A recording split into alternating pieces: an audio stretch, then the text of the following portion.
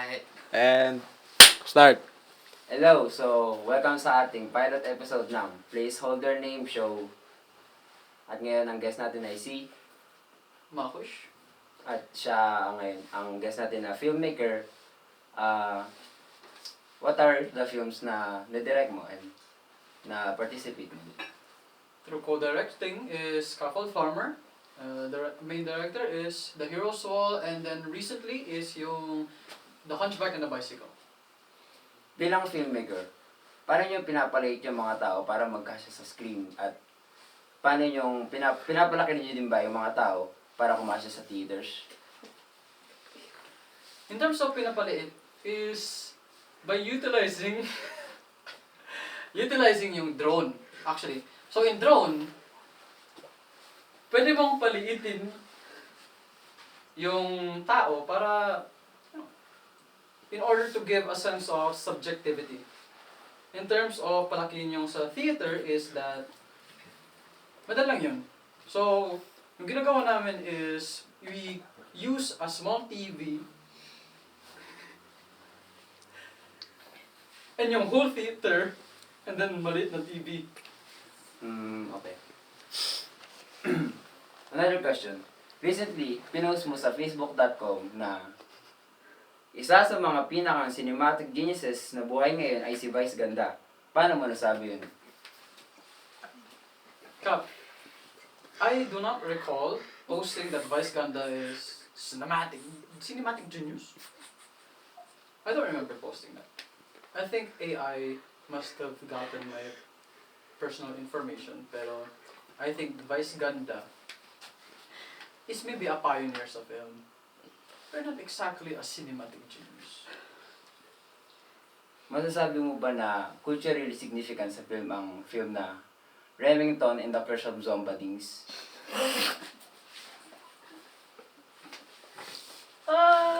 Probably not.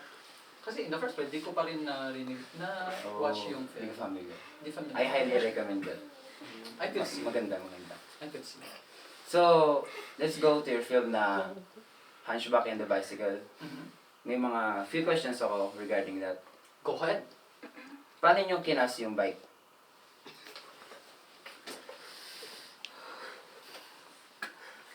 Actually, meron yung scene na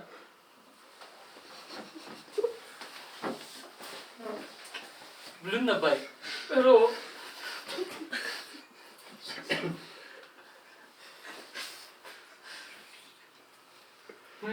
wait. Di naman, sorry po. Medyo emotional na kasi ako. Kasi yung nangyari sa bike kasi it was in such a low place na nung nakita namin yung blue na bike, sabi namin, he's too good, yung blue na bike na yun. Side character na lang. Sabi, nakita namin, yung maliit na bike, yung pangit na bike, sabi, may chance yun! Narinig mo yun, yun yung tibok ng heart ko nung kinas ko yung bike na yun. Sorry for my emotional disturbance. So, I guess that answered the question na mahirap ba mag-cast ng bike? Yes po. It's so hard. Kailangan po ba ng intimacy coordinator para mag-handle ng bike? Yes po, actually, there are times na nahihirapan yung mga staff na to get their hands off yung bike. Kasi that bike is so alluring. It went from hardship to the best. Dito nga kuya. Dito.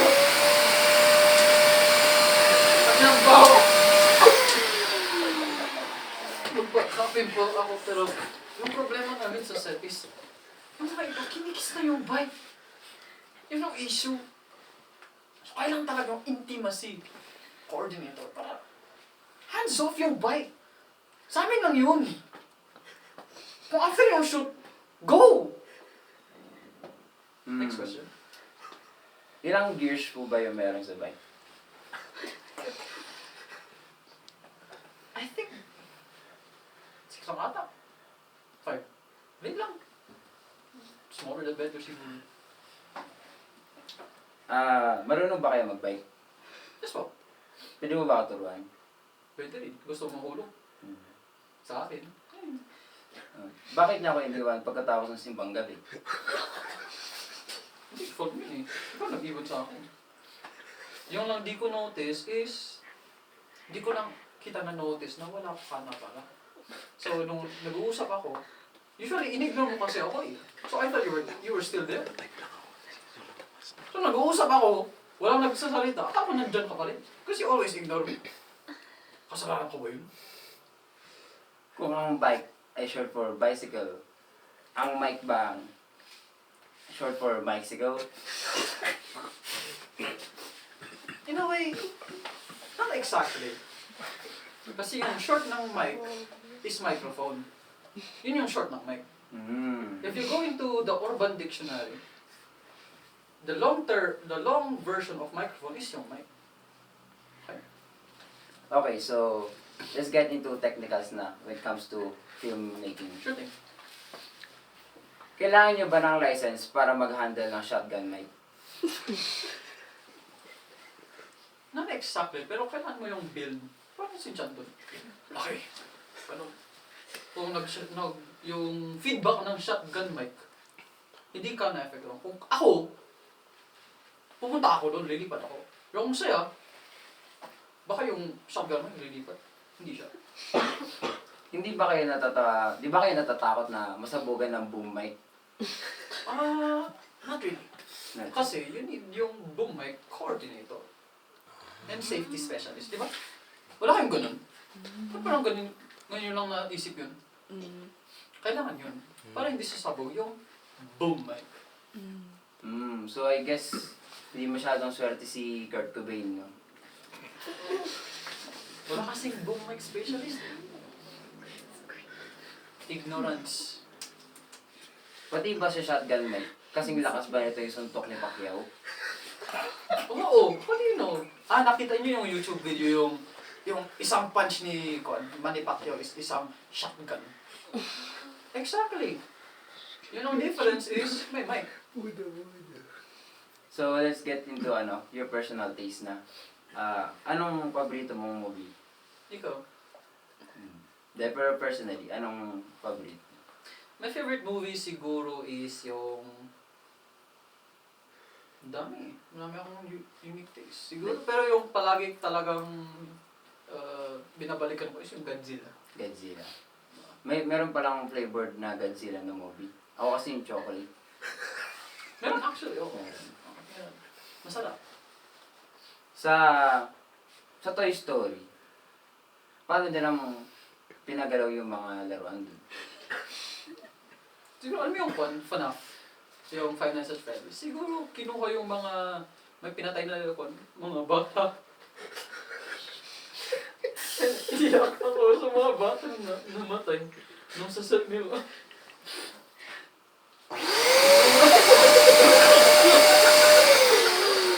Yung mga scream nila, naririnig ko pa rin. Parang Bucky yung puto nila. I hear them every night. All I hear is scream. Every time I'm there.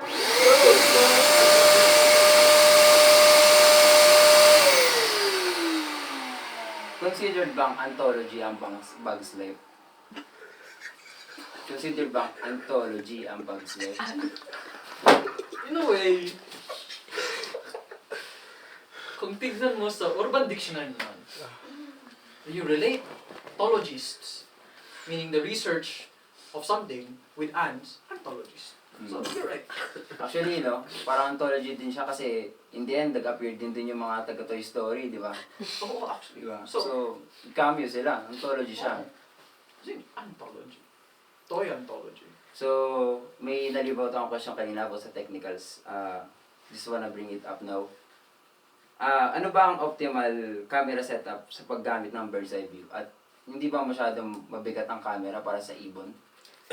Based on that, honestly, this is a question sa mga nandyan, na nandito, paano talaga? Ano yung method?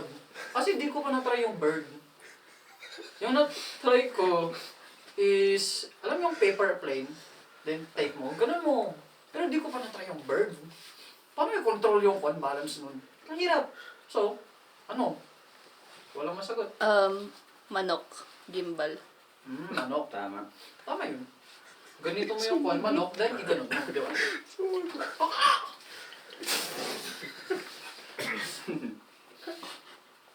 It's a unique approach. Hindi ba napapanis yung isda sa fish islands? Kailan mo kasi nilagay yung fish island sa freezer? So, through yung cold, fini-freeze mo yung parang life ng yung fish. Another way is parang yung etag is simusmoke mo. Pwede mo rin ismoke yung fish eye in order to prolong your life. It's life. Kailangan mo ba ng stunt double sa publicity stunt? Pwede naman yung stunt triple. Kung wala yung stunt double, stunt triple. Pero yes, usually, kailangan mo yung stunt double. Paano po nagkakaroon ng mga camera, mga pirata? Ano yung pirata? Ano yun? English, please. Pirates. So, in a way, if Siyempre, you... diba may canon sila. So, In a way kasi, during the time of founding of the brands of camera, nanood yung creator ng Canon ng One Piece. One Piece. Pala yun. Nung episode 6-9, doon kinuha, nung linabas ni Luffy, yung Canon niya. Doon yan ako na, Canon. Labas mo ang imagination mo. Yun yung tagline ng Canon. Last question. Sure. About din to regarding sa sinabi mo sa facebook.com.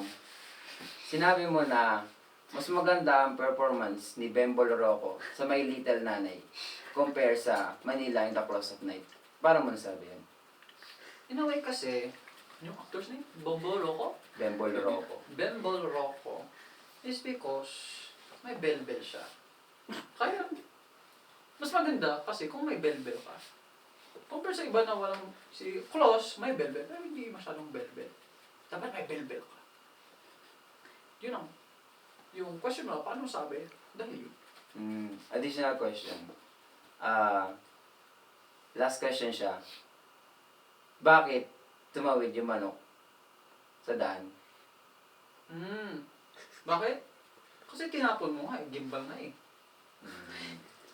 Tama. At any message for our audience as a filmmaker? Any tips? As a filmmaker, I would like to make you understand na yung crying ng children na namamagal sa production set, remember them. Then kung may makita kang manok sa other side ng road, pumunta yung manok ko doon. Nandun yung camera ko. Kunin nyo nga. Thank you. Thank you at thank you sa panonood ng aming makabuluhang interview at very insightful at mind-bending questions. I hope you understand. And cut!